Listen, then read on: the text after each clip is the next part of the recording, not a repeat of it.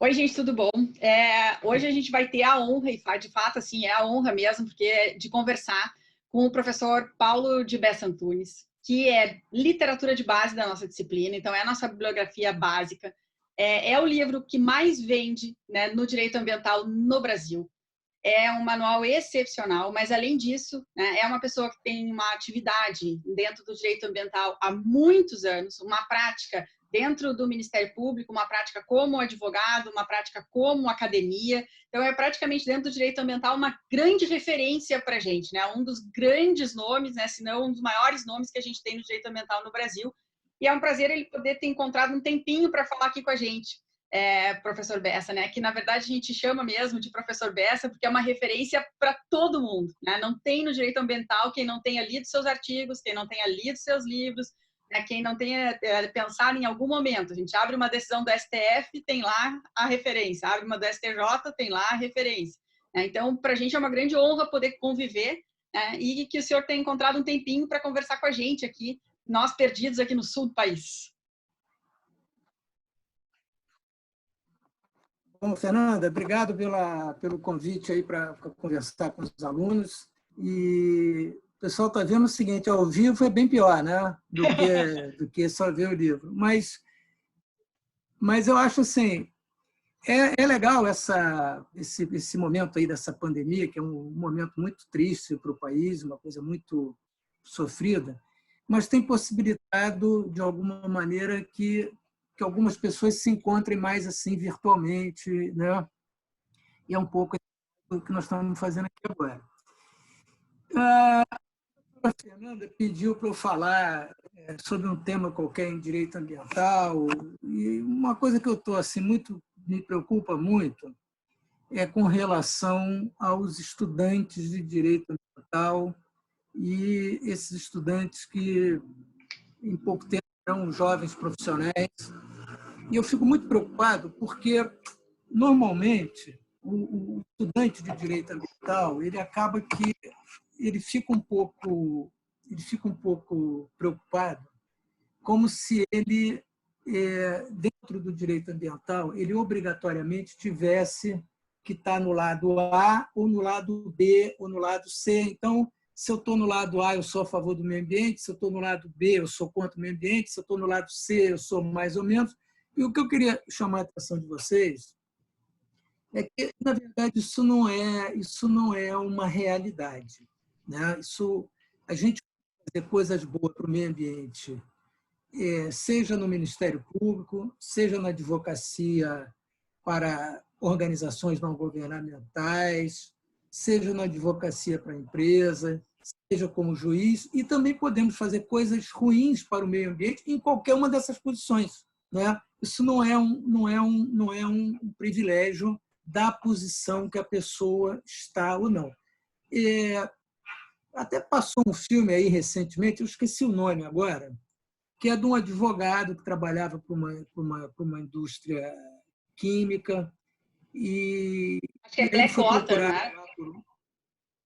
lá aí ele foi procurado lá por uma pessoa e tal, e ele, como advogado, assim, teve um papel muito importante lá na defesa daquelas pessoas, embora ordinariamente ele fosse um advogado da indústria química, o que poderia parecer que ele seria um advogado a favor da poluição e tal.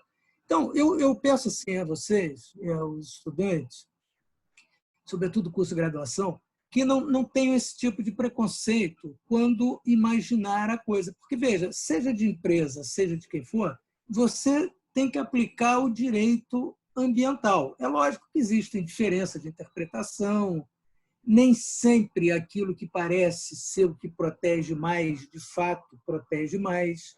Isso é uma questão que a gente também precisa ver. A gente vê isso muito, por exemplo, com questão, às vezes, de animais, essa coisa toda. Se você não fizer um manejo de animal, às vezes você tem uma população de animais tão grande que ela começa a gerar determinados problemas. Então, isso tem que ver. Eu acho que esse era um ponto importante para que vocês, como estudantes e futuros advogados, tenham em mente. O segundo ponto que eu acho também importante é que ninguém vai para o direito ambiental assim meio por acaso. De repente, o cara cai. Ah, não, agora eu vou fazer direito ambiental, caiu naquilo.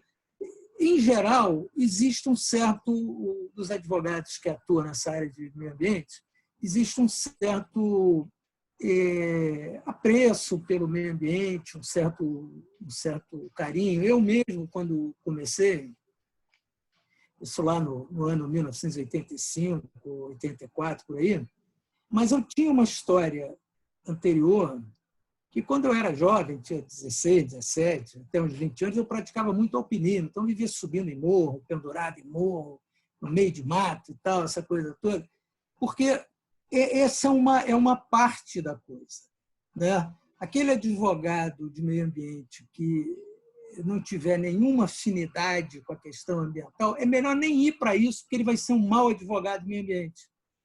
Vai fazer outra coisa. Não faz sentido, né? O advogado de meio ambiente, ele nunca é o advogado da motosserra. Esse não é o perfil do cara do meio ambiente, né? É como assim, você não pode ter um médico que não goste de gente. Então, como é que você vai ser médico? Ele não senta para tratar uma pessoa. É mais ou menos a mesma coisa. Então, é importante ver isso, né? Você ter essa afinidade com a questão própria do meio ambiente. Agora, tem um outro problema também, que é o seguinte: a professora Fernanda, que é uma das boas professoras da matéria e muito preparada intelectualmente, ela já deve ter mostrado para vocês que o direito ambiental em si é uma coisa pequena, ou é um pedaço. Existe todo um outro pedaço do direito, da filosofia do direito, da introdução ao direito, direito das coisas, direito administrativo, que a gente também precisa conhecer, né? Você também desconfie daquele advogado de meio ambiente que só conhece a legislação de meio ambiente. Ou então, você só sabe falar sobre licenciamento ambiental. Licenciamento ambiental não é direito ambiental. O direito de licenciamento ambiental é uma atividade administrativa que vai autorizar ou não um determinado empreendimento. O direito ambiental é uma coisa substantiva, né? É uma coisa, é como se a gente estivesse falando de direito civil e processo civil. É a mesma relação, né? A mesma relação. Então, a gente precisa entender a questão da base do direito ambiental. Mas aí tem um outro elemento que vale para o direito como um todo. Mas, no caso do direito ambiental, no meu modo de ver, vale mais ainda. Que é o quê? Eu, quando vou ver uma questão ambiental, eu não tenho como tirar aquela situação do mundo real que está acontecendo. Então, por exemplo, se a gente pegar a aplicação do direito ambiental no Brasil, a gente vai ver que boa parte dele é aquilo que se chama de direito socioambiental. Por quê? Porque você, normalmente, está cercado de uma série de mazelas sociais e miséria, enfim, doença, um monte de coisa, que, na realidade brasileira, faz parte desse contexto. Nós não temos como tirar isso da realidade do contexto brasileiro, né? Porque o direito ambiental, obviamente, ele também ele tem um lado dele que é um lado econômico, embora não seja o único nem o predominante, né? Porque a gente, eu sempre está no meu livro, aqueles que me derem a honra de ler vão poder ver. Eu acho que o direito ambiental ele tem três dimensões. Ele tem uma dimensão humana, uma dimensão ecológica e uma dimensão econômica, né? Então, o que é uma boa aplicação do direito ambiental? É privilegiar o humano em relação ao ecológico e ao ambiental? Não. E aí ao econômico? É privilegiar o econômico em relação ao humano e ao ambiental? Não, é tentar fazer um equilíbrio disso tudo. Essa que é a boa aplicação do direito ambiental. Difícil, poucas pessoas conseguem fazer essa ponderação adequada dos interesses, mas essa é a ideia. Por quê? A ideia que está por trás do direito ambiental é que ele não seja um direito de proibição. Uhum. que ele seja um direito de dizer como fazer. É claro que em determinadas situações, de fato, é proibido. Veja, é uma péssima aplicação do direito ambiental, horrorosa, querer colocar uma fábrica dentro de um parque nacional. Péssima. Assim como uma péssima aplicação do direito ambiental num distrito industrial querer criar padrões de proteção de um parque nacional. As duas são erradas. Porque cada um tem um momento, cada um tem uma peculiaridade para uma determinada situação. Então, o que acontece? O bom advogado de direito ambiental, ele precisa, na medida do possível, dentro de uma razoabilidade, ele tem que procurar ter uma boa noção de economia, ter uma boa noção de sociologia política, de sociologia ambiental, até mesmo de antropologia, para poder entender onde é que aquele assunto todo está envolvido. Porque se ele não fizer isso, ele não vai para lugar nenhum. Professor, ele não vai para lugar nenhum. Até pegando a deixa aqui, também precisa entender um pouco relações internacionais, né? Enxergar como acontecem no cenário internacional e aí reverberam no direito interno. Até porque o que a gente observa é que boa parte da legislação ambiental que existe nos países, ela vem do direito internacional e é internalizada no direito nacional.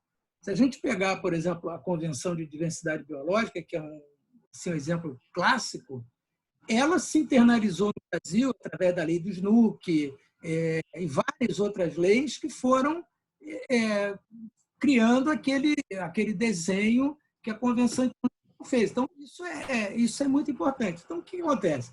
Direito ambiental é um direito difícil. Né? Eu poderia dizer que é tão difícil, por exemplo, como o direito tributário. A diferença é que ele pode ser invertido. Então, esse aqui é vamos dizer, o ponto diferente da coisa. Então, nessa conversa rápida, que eu não sei nem quanto tempo a gente está falando aqui, também não quero falar demais.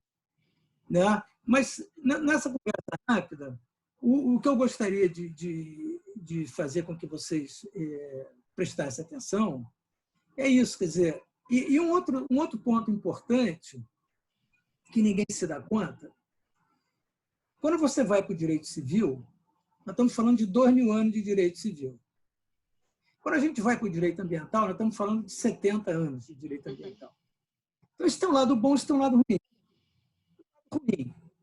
É uma matéria, é uma área de conhecimento jurídico que ainda falta muita consolidação, ainda falta muitos consensos em relação a uma série de coisas, porque é uma matéria nova.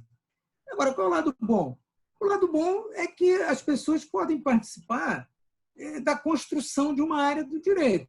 Isso é um desafio, por exemplo, que no direito civil não é tão claro, no direito penal não é tão claro, né? E no direito ambiental é mais claro. É lógico que, às vezes, tem muita invenção também. Né? Tem que vamos dizer assim, essa dialética entre o que é construir uma coisa nova e o que é inventar maluquice também é difícil, mas esse é um desafio legal. Então, assim, seria isso aí que eu tinha a falar com vocês e agradecer a professora Fernanda aí pela oportunidade de conversar um pouquinho e, enfim, agradeço aí a paciência de vocês e espero que tenha sido útil essa nossa conversa. Obrigado, até a próxima. Professor, eu vou aproveitar aqui a deixa, assim, com essa sua última fala aqui. Para a gente é um prazer poder conviver com um dos expoentes que está criando o direito ambiental no Brasil. Né?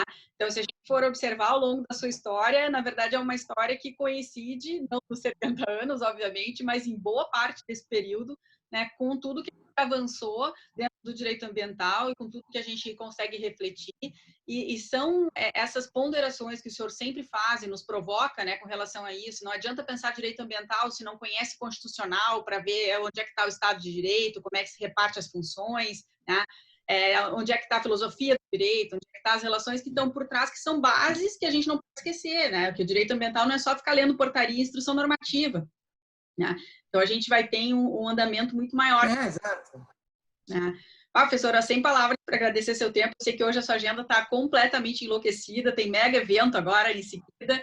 Lhe agradeço muito. 5 horas, é daqui a pouco. Tem sequitinha aí, né? Lhe agradeço muito mesmo. É um prazer poder conviver com o senhor, poder fazer a leitura dos seus textos. E nós estamos aqui também no Sul, aqui bem escondidinho aqui para baixo, mas o seu livro é literatura de base para a gente. E muitos dos artigos estão sendo lidos aqui conosco aqui na disciplina. Muito obrigada. Bacana, gente. Pode contar o que precisar. Tá bom? Até logo. Tchau, tchau.